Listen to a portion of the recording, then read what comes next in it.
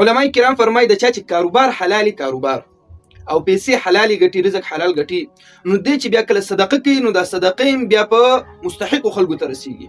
و یو سړي زکات ورکول، موږ ته به استادانو دا قصه کوله.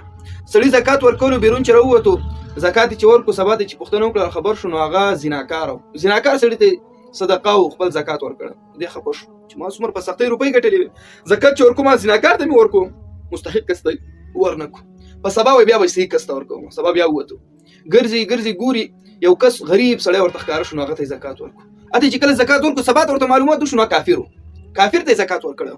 نو په کافر خو زکات کیږي نه، نو بیا ډیر خبر شو. لکه چې پیسې فزول لاړې، په سبا وی و چې بیا ان شاء الله زه به ښه تحقیق کوم چې سم کس زکات ورکړم.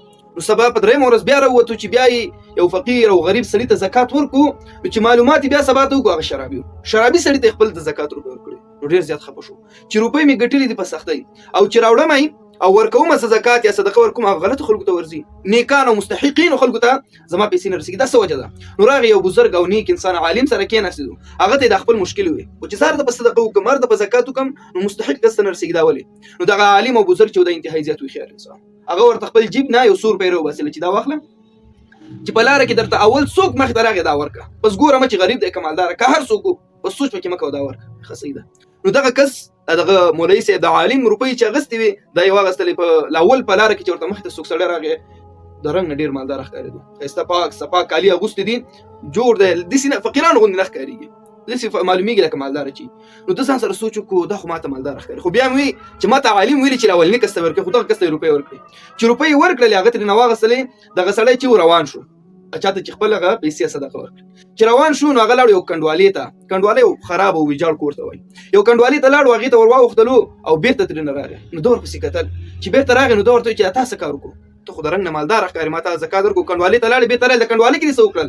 هغه ورته وویل زه انتهایی زیات فقیر انسان یم، دا څویمه ورځ ده چې ما ډوډۍ نه ده خوړلې، او نن ما د لوږې که ډوډۍ مې نه وخوړل د لوږې نه بېهوشه شوی یم، ما ګرځېدم چې یو څیز پیدا کړم هغه وخورم. نو په دغلته به د کنډوالې کې یو ډېران و، هغې کې یو کوتره مړه شوې وه، او دا مې راواخیستل په بډه مې ایښې وه چې دا به کور ته ویوسم او پخه به یې کړمه او دومره به وخورم چې دا خپل د مرګ نه پرې بچ شم سا راکړي. وایي ما دومره کړه. او دا رښتیا په شریعت کې دا مسله ده، که کله انسان دومره مجبوره شي چې د مرګ حالت ته رسیږي، نو بیا ورته د کوترې د مردارې کوترې غوښه څه چې د خنزیر غوښه ورته جایز ده، دومره چې دی پرې د مرګ نه بچ شي. داسې به نه کوي چې پلته ورته وي سیخان او کباب کوي، نه سیخونه او کباب به نه کوي، دومره به کوي فقط چې دی د مرګ نه بچ شي. نو دغه سړي ته دا خپله مشکل ویل چې زه انتهایی زیات غریب او فقیر انسان یم. دې سړي ځان سره سوچ وکړو چې ما به دومره جهد و جهد هم کولو، کوشش به مې کولو چې زه د خپله صدقه مستحق کس ته ورکړم، یا به شرابي و یا به کافر و یا به زناکار ته زما صدقه لاړه. او دغه عالم نه چې ما روپۍ راواخیستلې دومره ښایسته او مستحق کس ته ورسېدلی، دومره فقیر انسان و چې د څو ورځو نه وږی و. نو راغی عالم نه یې د راز پوښتنه وکړله. عالم ته وایي و چې دا څه راز و، دا کومه خبره وه چې ستا دا روپۍ ما واخیستلې او اولني کس ته مې ورکړل او هغه مستحق کس ته ورسېدلی، زما مستحق کس ته نه رسېدلې. نو دغه عالم ورته په جواب کې وایي ستا دا روپۍ چې وي دا نجسې وي، حرامې وي، دې کې د حلالو بیخي بوی نه و. نو الله جل جلاله نجسې او پلیتې روپۍ نیکانو او مستحقینو خلکو ته نه ورکوي، هغه نجسو خلکو ته ورکوي. او زما روپۍ الحمدلله ما په حلاله ګټلې وي، زما روپۍ حلالې وي، هغه الله جل جلاله مستحقینو ته ورسولې. علما کرام فرمایي کله چې دین کاروبار او پیسې د حلال شولې، دا بیا که ته صدقه هم کوي دا مستحقینو ته بیا رسېږي.